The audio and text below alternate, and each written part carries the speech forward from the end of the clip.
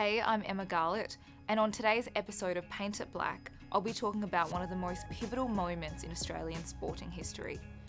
30 years ago this week, AFL player Nicky Winmar lifted his shirt and pointed at his skin in a show of defiance against fans spewing racist taunts to him from the stands, and a show of solidarity for his culture. In a moment that's been remembered by so many, immortalised in bronze, and something young players across multiple sporting codes are following in his lead and taking stands of their own. I'll look into what led to Winmar's iconic moment and examine what has happened in the last 30 years since, and what needs to be done in the future. And before I start, please be kind and refrain from sharing any racist, derogatory or nasty comments. Join me as I paint it black. On April 17, 1993, one of the greatest sporting moments in AFL history occurred and burned itself into the collective memories of Australians. It was a single moment on the footy field after a historic win by St Kilda against crosstown rivals, Collingwood. But that single moment has lived on, and it has been recreated several times over the last 30 years, and this is it. Nicky Winmar lifted his jumper, exposing his skin, and pointed to it while yelling, "I'm black, I'm proud to be black." It's become a symbol of pride for him and so many in the Indigenous community. But 30 years on, we've seen his iconic symbol used again on field by 20-year-old Jamara Ugle-Hagan after he was racially vilified. He's been praised for taking a stand, but why are we still having moments like this on the field? To explain that, we need to take a few steps back to that day in April 1993. Tensions were brewing because the Saints hadn't beat the Magpies on their home ground in Victoria Park since 1976. Nicky Winmar and Gilbert McAdam, two Indigenous players, were copping abuse from the Collingwood crowd from the start.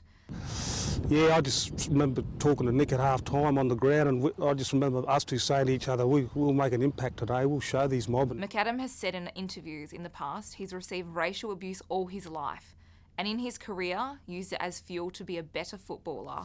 We copped a lot. I don't want to talk about it too much because I don't want to worry about it because I've moved on, but they just give us just racial abuse, and it wasn't good. I think that's why our football ability came to the fore, because I took it really personal. I took it personal. I took it from the heart and the mind.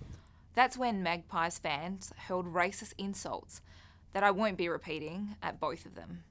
And in that moment, Winmar looked at the crowd, raised his jersey, pointed at his stomach, and said, "I'm black and proud to be black." Photographers Wayne Ludby and John Feeder were the only people to capture the moment. Both Winmar and McAdam were named as the best on ground after St Kilda's win. The next day, this was page 1 in the Sunday Age. That sparked a whole new conversation about racial vilification on the football field. Supporters surrounding those people who make those sorts of comments at the football or use bad language or whatever, if they can, shall we say, give them a bit of a hard time and just reflect that sort of behaviour is not tolerated, well, then maybe they'll change their ways. But it wasn't all positive.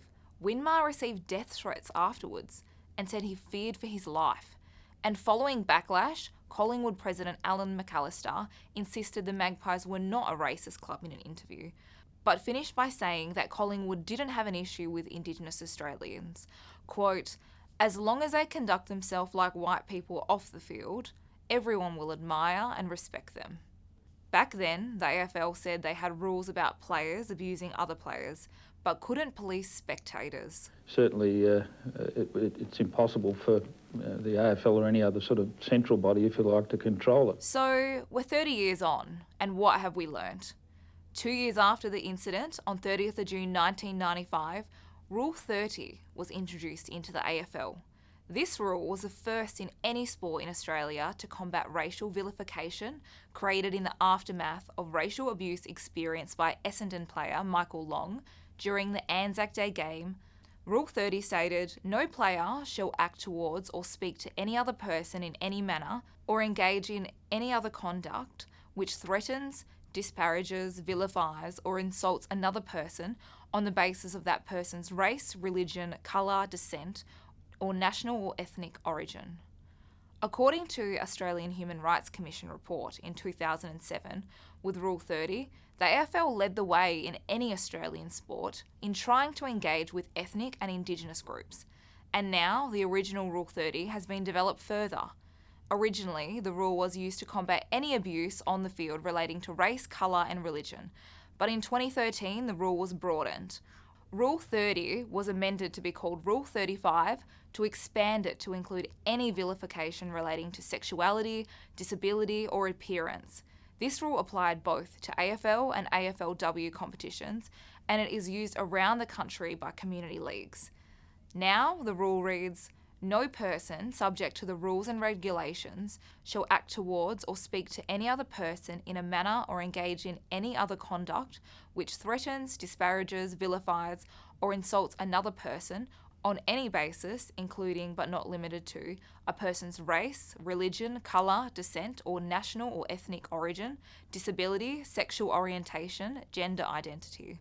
In addition to this, there has been major progress within the AFL, and there are now frameworks around what to do in instances of vilification, which includes vilification due to race, sexuality, disability, or appearance.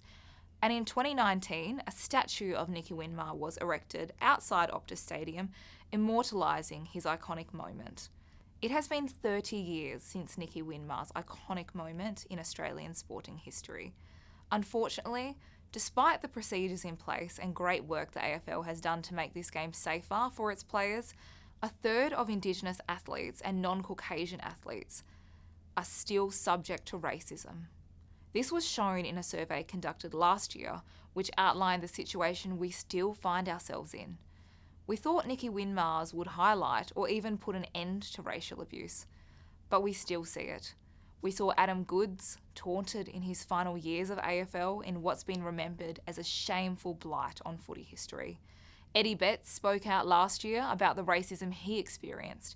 In his autobiography, The Boy from Boomerang Crescent, Eddie said he was talked into silence by the Adelaide Crows after receiving a racist letter during the week of Sir Doug Nicholls' round in 2016. And now players can't get away from racial abuse, even at home, due to social media. Even this week, Freo players have been racially vilified online. So now, we shouldn't be looking at this from a football or sport issue. We know what racism is and how it functions in society. We have the tools to end racism. We need to ensure we get on the tools and don't leave them there to gather in the dust. I imagine a future where all people are equal, regardless of the colour of their skin. To do this, it starts with education and awareness, but the root of the issue stems from the worldview and values held by individuals.